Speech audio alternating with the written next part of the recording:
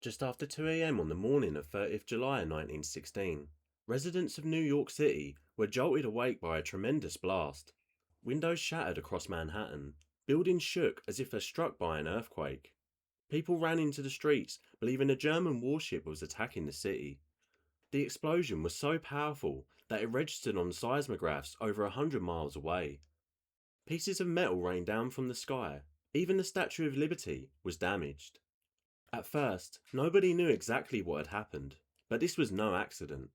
It was one of the most successful acts of foreign sabotage ever carried out on American soil, and it had been organised by German agents.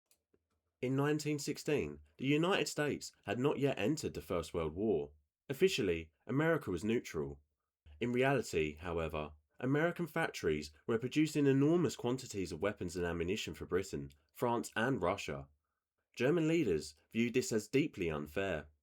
When Britain's naval blockade prevented supplies reaching Germany, Allied nations were buying vast quantities of American munitions. German intelligence officers concluded that if they could not stop the weapons being produced, they would destroy them before they left America. Soon, German spy networks began operating across the United States.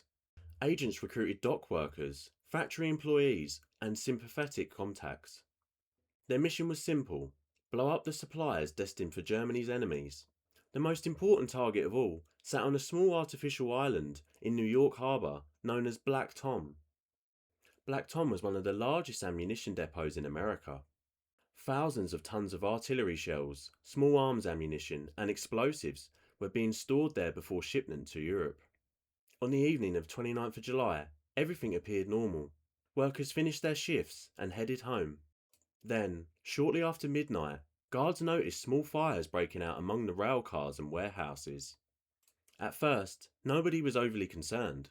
Fires were not unusual around industrial sites, but within minutes, the situation spiraled out of control. At 2:08 a.m., the first major explosion erupted. Then came another, and another. Soon the entire depot detonated in a chain of reaction of catastrophic blasts. The explosion was equivalent to a small earthquake. Windows even shattered as far away as Times Square, and the shockwave could be felt even in Philadelphia. Fragments of shrapnel landed across the New York Harbor.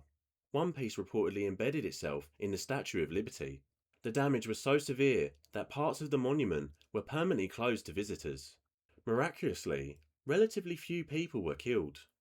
But the physical destruction was immense, and the psychological impact was even greater. America had just experienced what many believed was an enemy attack.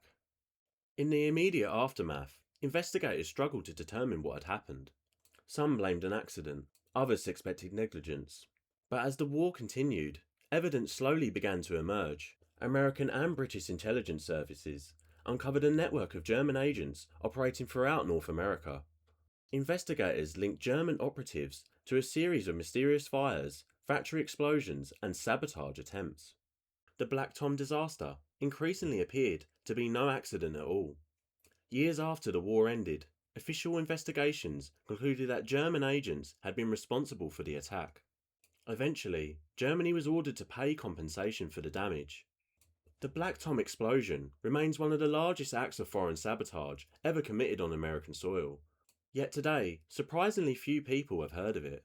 When most people think of World War I, they picture the trenches of France or the battlefields of Belgium. Few realise that the conflict also reached the streets of New York. For one summer night in 1916, America discovered that even an ocean was not enough to keep the Great War away. And long before the United States officially entered the conflict, German spies had already brought the war to America's doorstep.